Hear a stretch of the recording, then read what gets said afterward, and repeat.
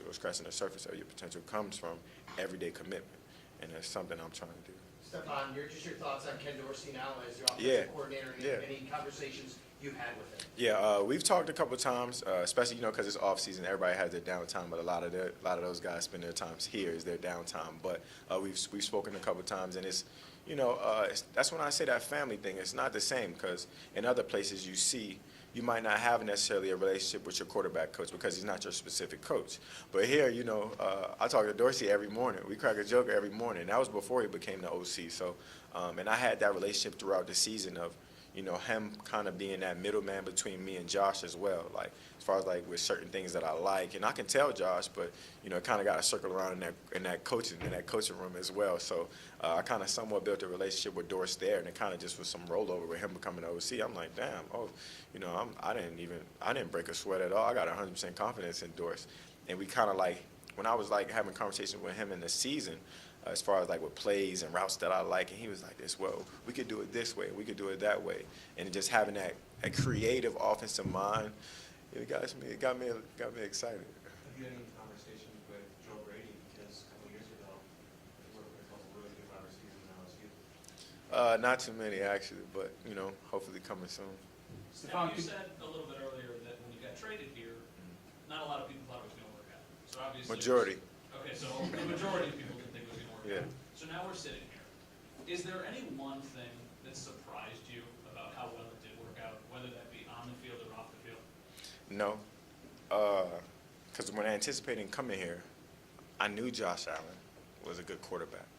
I watched him beat us like 30-something, and we had 0 points, and he was just balling crazy. So I had confidence in Josh, and I was like, I don't really know what y'all are talking about, like saying anything other than he's a good quarterback, and then just the team and how they were built as far as like the group of guys that they had, the guys that I knew personally. I might not have spoke to them all the time, but I knew they had a relationship with them. Those are great guys. So going into it, I had the right mindset of saying like, this is a good team, and I want to earn the respect of my teammates and my coaches rather than coming in and I don't know any other way I could have been, but earn the respect of my team, my coaches, and put my best foot forward every day. And I tell the guys, you can ask, I bring your best shit every day, because I'm gonna bring my best shit every day. Stefon, what was the timeline from the end of the season to now, putting pen to paper, in terms of your discussions with Brandon, your agents, and things like that to get this deal done? Well, I didn't have any conversations with him. I was either in Miami working out or in DC working out. So, me and my agent had a light conversation a couple times, and then when the ball kind of started getting rolling, I was like, look, I'm gonna step out of that. That's not really my field of expertise, but I do have a trusted agent in Adisa Bukhari, a guy that I know will go to bat for me. And if we were at a bar, I don't know, he might throw a couple punches in a bar fight, but I trust him. I love him. He does a great job, and this is our second deal that we're working on. So he's done some great work in the past as well. So I had 100% confidence. I kind of let those things kind of figure themselves out rather than being too much involved, because it can put a tarnish on a relationship as far as how this is a business. So I kind of try to take a step back, but still at the same time educate myself on what's what and what's going on, because as much as I'm in the background, I still pay attention. How much did That the was through your head, but you see obviously a lot of wide receivers Yeah. that got big contracts Yeah. this offseason. As those guys got paid, is what's going through your head? Like, what's your you can never say you didn't see it in this day and age of social media. So for me, I've been in the league, it's going on my 8th year. My first contract, I witnessed a lot of guys get paid, and I got paid eventually. In this game, I feel like I even tell my little brother this. If you're a good player, you're going to get paid. You know what I'm saying? It's more so about timing and when. So I'm not necessarily, I don't count anybody's pockets is what I say. I don't count anybody's pockets. I clap for everybody. I've always clapped for everybody, because at the end of the day, my time always going to come. I don't put a time limit on what I have on my blessings, because, it's God's timing. As far as with everybody else, their time, you got to clap for them. There was some hard-working men, and they earned every dollar. So I kind of look at it as, I clap for others. When my time comes, I'll be there. and how good when you found out this was done? What was Yeah. your first, what was your mind on that one? I don't know. This one was a little different from my first one, because your first one is, I guess it's like, I can't compare it to my baby over there, my child, but I can compare it to just a feeling of, I guess, gratitude, just being thankful. But at the same time, I never really patted myself on the back, just because I wanted to get back to work. I wanted to prove why I got paid the first time. And this time I'm on a like another track of, I want to prove it all over again. You know what I'm saying? I want to prove that, what I'm saying? I'm one of the best receivers in the league. I'm a part of one of the best teams in the league, and I'm chasing. I'm back chasing again. I love to chase, though, because, gives you something to look forward to or work for each and every day. Steph, going back to, being a leader. Yeah. I'm impressed where you about these new acquisitions, and how would that elevate you as a coming leader? Just for me, I feel like they make all the right decisions. I feel like all the choices that they make, they bring the right guys in. They put the right people in positions of power. That's why I say when Dorsey got the job, I was like, we back to work. Let's go, Dorsey. And then with the signing of Von Miller, one of the best DNs in the game. We know what he can do. We've seen his success. Shaq Lawson is back, a guy that was one of the dogs on his team. Before I got here, I had a little bit of a relationship with him, and I was happy to see him come back. Just as far as acquiring the right pieces, they're trusted. They've done it. I guess I would say I'm a little bit of a prime example, but they bring the right guys in, and our defense was T-first in the majority of categories last year. So every year is a new year, and I see us doing nothing but trying to get better. Steph, this is a long-term deal. You talk about wanting to retire here. How do you see your role maybe changing and adjusting as you go into what's going to end up being the part of your career where you're 30 and beyond? Yeah, that's going to be a while from now, but they say I'm 28 right now, and they say your prime years are 28, 29, 30, and 31. So when I turn 31, we'll have another conversation. You mentioned a little bit at the start, like developing and maybe evolving that relationship with Josh. Mhm. What goes into that? Is that off-season stuff? Can that happen in season too? Any different things that you guys can do to take it to the next level? I have no idea. What I'm saying? All I can say is what got us to this point was work ethic and, having that sincere and genuine and that real relationship. Not the one that you see on TV, the one that, I'm saying, you really got somebody's backing. And when you come into work and you can tell something's wrong with somebody. Like, if he sees me actually quiet, he'll be like this, you good? And I'm like, I'm fine. Like, when he's like this, well, you're not really talking today. I'm like this, it's just a day of quietness, But just keep nurturing that relationship, keep building it. And, quarterback and receiver, that's one of the best relationships you can have, Just got to keep them in the right state of mind and, keep chopping at that wood each and every day. When did you tell him, and what was that like about your reception? Well, I think he probably knew before I knew. You know what I'm saying? I think he probably got the word. Him and my agent probably knew, but he shot me a text, and I was, I was already happy. But when he shot me my text, he was like, "Is you good?" I was like, "This, I'm great. We're gonna have this good thing for a while now. Don't ruin it." I told him, "Don't ruin it." Now, you're quite the cryptologist. Yeah, what that mean? You're a cryptologist, with these cryptic truths. Oh, y'all like Instagram or Twitter? Right. Yeah. But, anywhere in your crypto world, or was there an Isaiah McKenzie bonus? Yeah, he owes me like 200,000. Oh, that wasn't me. Yeah, but I didn't get it. So, but for the I guess for the cryptic world, stay off Instagram and Twitter, man. It's a dangerous place, man. Don't go down that rabbit hole. How good can Gabriel Davis be, Stefon? Obviously, after the game last year in Kansas City, we all saw what he can do, but you were with him every day. I won't put a ceiling on Gabriel Davis. I can't say how good he can be because he's already displayed that he can play. Flat out, he can play. He can make plays at a high level. He can catch contested balls. He's a big receiver. He can run.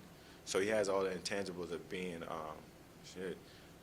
one of the best receivers in this game. So I won't put a ceiling on him, just like I won't put on no guy. But that's a guy I see every day. He works hard. He keeps his nose clean. He's smart, and he's a good guy to be around. So no ceiling for G baby over there. But if I find a ceiling for him, I'll let you know. Can you take us through your pitch your pitch to bring Von Miller in here? He mentioned you were one of the guys in his ear. Yeah, it's crazy because I've been working behind the scenes on that for a little while now. I was actually working on it before he went to LA because I felt like he would have been a nice piece for us to have going into the playoffs. And, I guess Denver was trying to deal him at the time. And I was like, he might be that push that we need. And so I started working on it a little bit lightly, but I still had to focus on the season. And it was just crazy. I worked out on the back end. In the back end, he said, because he got me the first time. First time he put his toe in the water, and I was like, damn, don't do me like that. But we started having conversations after the season. He was like, he was serious about it. I was like, how serious are you? Because I had bumped into him in L.A., and I was like, well, you know what we got going on. What you see is what you get. I'm saying this is you know what kind of team this is, and I feel like he would be the right piece. He fit right in, and him signing with us, I feel like he'll definitely help our team. Stefon, you talked about knowing investment that they made in your team this year. How much pressure are you guys putting on yourselves as a locker room? Money-wise, or like what you mean investment? Like, well, yeah, like signing here is a Yeah. huge deal across the league, and an Yeah. extension, and a lot of the other additions going to the defensive line. I just feel like money is money at the end of the day. You see people get paid each and every day throughout the off season, during the season. You're the player you're going to be. You are who you are. Your team plays you for how you play, not how they think you're going to play, not how they're not taking any educated guesses. So you are the player that you are, and as far as like with added pressure, I don't look at it that way. I don't know why. I just look at it as you're a baller, you're going to be a baller. I meant not as an individual, I meant as a Team success. Yeah, I mean, I feel like we had a lot of pressure last year. I mean, I guess like that's just what comes with it. When you have success, people don't want to see you do well. Especially other teams. Nobody wants the guy to win. Nobody wanted the Patriots to win that long. You know what I'm saying? But if you're winning, you got to expect that what comes with it. Take what comes with it. I'd rather take what comes with winning than losing. Stefon, you talked about knowing what to expect when you came here because of Josh Allen. Mm-hmm.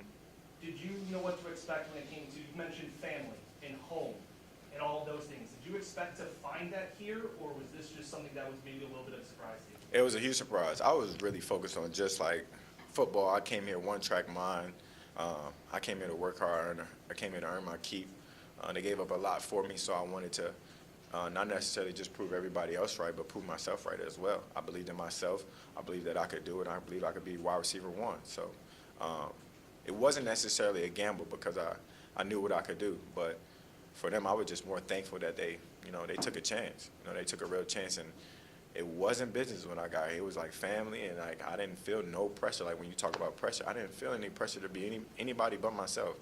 And that's why I feel like I'm such in a great place because, being yourself brings you comfort. It brings you happiness, and I don't have to wake up and say that I'm anybody else. I could just be myself, and they love me up.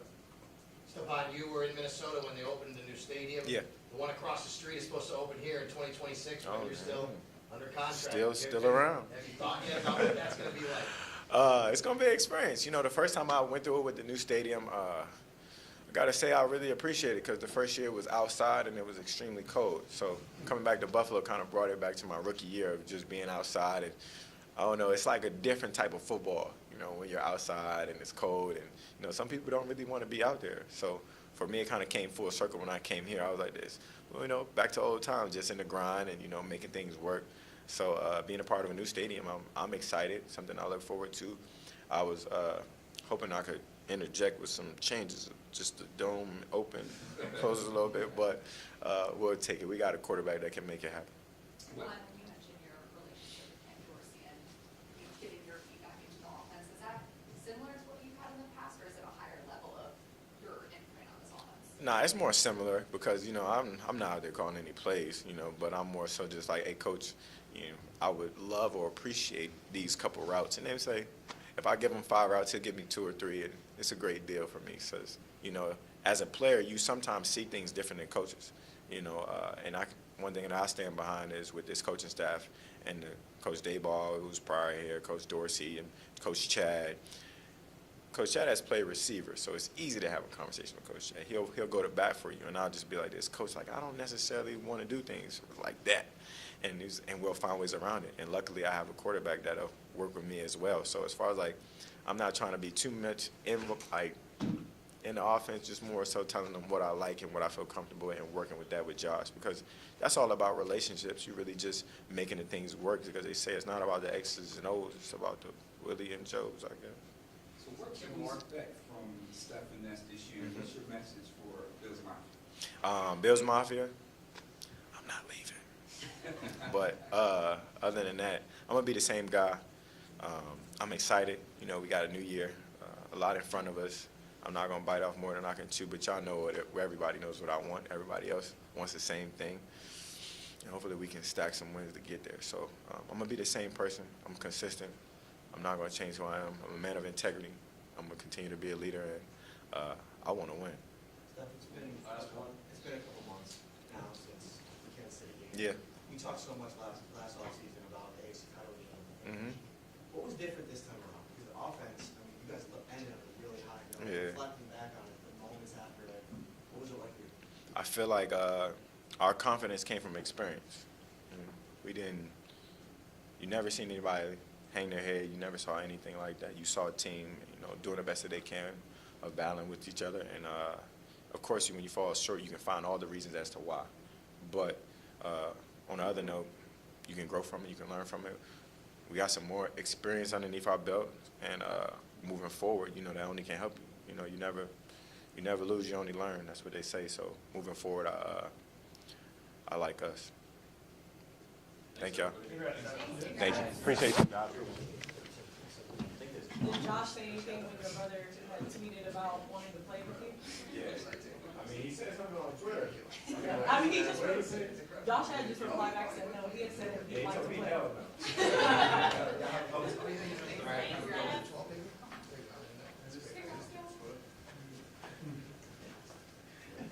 Hey, Trey, you're next, all right? Thank you.